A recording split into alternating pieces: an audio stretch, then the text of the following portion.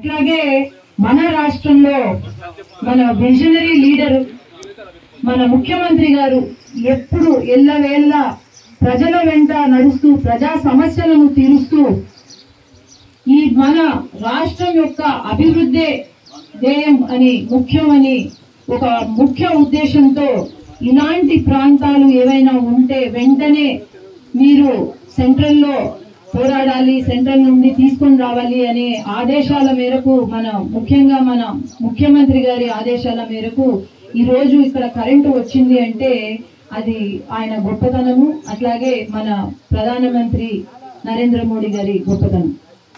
అట్లాగే దీనికి ముఖ్య కారణాలు ఎవరైతే ఉన్నారో అది మన కరెంట్ డిపార్ట్మెంట్ ఎస్సీ గారు అయితేనేమి, అధికారులు కలెక్టర్ గారు అయితేనేమి, ఆర్డీఓ గారు, ఇక్కడ నాయకులు అయితేనేమి, వాళ్ళది కూడా ప్రధాన పాత్ర ఉంది. ఇక్కడ మేము పోరాడగలుగుతాము, చేయగలుగుతాం, కానీ ఇక్కడ పని చేయాలి అంటే వీళ్ళు లేకపోతే పని జరగదు.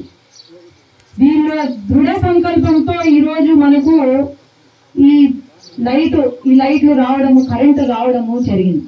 అదైతే నేను కంప్లీట్ నాయకులకు కాదు, ఇక్కడ ఉన్న అధికారులకైతే నేను కంప్లీట్ గా వాళ్ళకు నా అభినందనలు. మన పిఎం జన్ధన్ కింద అలాగే కొన్ని గిరిజనులలో కొన్ని ఉప కులాలు ఉన్నాయి. అవి ఆ కులాలలో కూడా మనము వాళ్ళని కూడా ముందుకు తీసుకెళ్లాలా, వాళ్ళ జీవితాలను మార్చాలా, విద్య, వైద్యం, ఉపాధి అన్ని కూడా ఇవ్వాలి అనేదే ఈ వల్నరబుల్ ట్రైబల్ గ్రూప్ కింద మనం ఎన్నో తీసుకురావచ్చు. ఫ్రీగా సోలార్ కరెంటు మనము ఇవ్వగలుగుతాము. హౌస్ హోల్డ్ కాకుండా క్లస్టర్ లో, లేకపోతే ఎక్కడైనా కమ్యూనిటీ హాల్స్, స్కూల్స్ అలాంటి వాటిల్లో కూడా మనం సోలార్ తీసుకురాగలుగుతాం. అట్లాగే ఇక్కడ ఒక హాస్పిటల్, చిన్న స్థాయి ఒక హెల్త్ కేర్ మనం తీసుకురాగలుగుతాము, మొబైల్ యూనిట్స్ తీసుకురాగలుగుతాము, ఎన్నో చేయొచ్చు. కానీ కరెక్ట్ నాయకుడు ఉండాలి. ఏదో తిన్నాం కదా అని కాకుండా ఊరికే వాళ్ళపైన వీళ్ళపైన గొడవలు పెట్టుకుంటూ అలాంటి నాయకులు, వాళ్ళపైన కేసులు పెట్టుకుంటూ అలాంటి నాయకులు కాదు. ఇక్కడ కరెక్ట్ గా పోరాడే నాయకుడు రావాలా, మీ పనులు చేయాలా, అంతవరకే. అది ఖచ్చితంగా తెలుగుదేశం పార్టీ చేస్తుంది. మీ కోరికలు ఏవైతే ఉన్నాయో ఇక్కడ నేను గమనించాను, అందరూ పిల్లలు, పెద్దవాళ్ళు ఉన్నారు. పాము కాటు, మొన్న ఎవరో ఒక చిన్న బాబుకి పాము కాటేసిందని కూడా చెప్తున్నారు. ఇలాంటి ప్రాంతాల్లోనే ముఖ్యంగా మార్పు తీసుకొని రావాలా. ఇలాంటి ప్రాంతాల్లో మార్పు తీసుకొస్తే ఖచ్చితంగా మన రాష్ట్రం, దేశం అభివృద్ధి చెందుతుంది అని అయితే నేను చెప్పగలుగుతాను.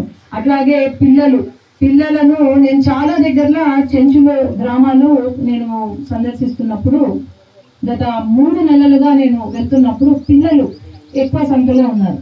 ఆ పిల్లలకు స్కూళ్లకు పంపిమంటే పంపించరు, పనులకు పంపిస్తారు పిల్లల్ని. ఎందుకు అంటే, లేదు మాకు అక్కడే ఎంతో కొంత వస్తుంది అంటే, మీ పిల్లలని కాదు, నేను మామూలుగా చెప్తున్నాను. ఎంతో కొంత 100 రూపాయలు 200 వస్తాయి, అందుకే వాళ్ళను పంపిస్తాం పనికి, స్కూల్కి పోతే ఏమొస్తుంది అని అనుకుంటారు. కానీ పిల్లలకు విద్య అనేది చాలా ముఖ్యం. ఈరోజు మీరు గమనిస్తే మన దేశంలో రాష్ట్రపతి ఎవరమ్మా? మన దేశ రాష్ట్రపతి ఎవరు? ఏ కులానికి చెందిన వారు? చెంచు కులానికి చెందినవారు. ఒక ట్రైబల్ లేడీ మన దేశ రాష్ట్రపతి అంటే, మరి మీ పిల్లలు కూడా అలా కావాలని కోరిక ఉందా లేదా? ఉంది కదా. కాబట్టి ఖచ్చితంగా వీళ్ళకు విద్య అనేది చేర్పించండి. దీనికోసం అని చెప్పి నేను కేంద్రంలో ఏకలవ్య స్కూల్స్, మీకోసమే ఏకలవ్య స్కూల్స్ కొత్తపల్లె మండలం కానీ లేదంటే ఆత్మకూరులో కానీ అనే ప్రపోజల్ పెట్టున్నాము. ఆ స్కూల్ కనుక పడిందంటే మీ పిల్లలందరినీ కూడా ఆ స్కూల్లో జాయిన్ చేసి మంచి చదువుని నేర్పించి వాళ్ళను డాక్టర్లు, ఇంజనీర్లు, ఏమో నాలాగా ఎంపీ అవ్వచ్చేమో, ఈ ఊరు నుంచి ఆ అమ్మాయి ఎంపీ అవ్వచ్చేమో, ఎవరికి తెలుసు. కాబట్టి అందరూ కూడా ఎక్కడ బాధపడద్దు, మేము ఉన్నాము. ఏమన్నా కష్టం వచ్చినా, నష్టం వచ్చినా నాకు ఫోన్ చేయండి. నా నంబర్ అందరి దగ్గర ఉంటది, నాకు ఫోన్ చేయండి. అట్లాగే మన జెడ్పీటీసీ గారు కూడా చెప్పారు కొన్ని డిమాండ్స్, ఖచ్చితంగా దాన్ని ముందుకు తీసుకెళ్తాము. ఇక్కడ రోడ్ అయితేనేమి, లేదంటే హెల్త్ సిస్టమ్, ఉపాధి కల్పించమని, ఏదో ఒకటి మాకు ఉపాధి కల్పించమని తప్పకుండా కలెక్టర్ గారితో కూడా నేను కూర్చొని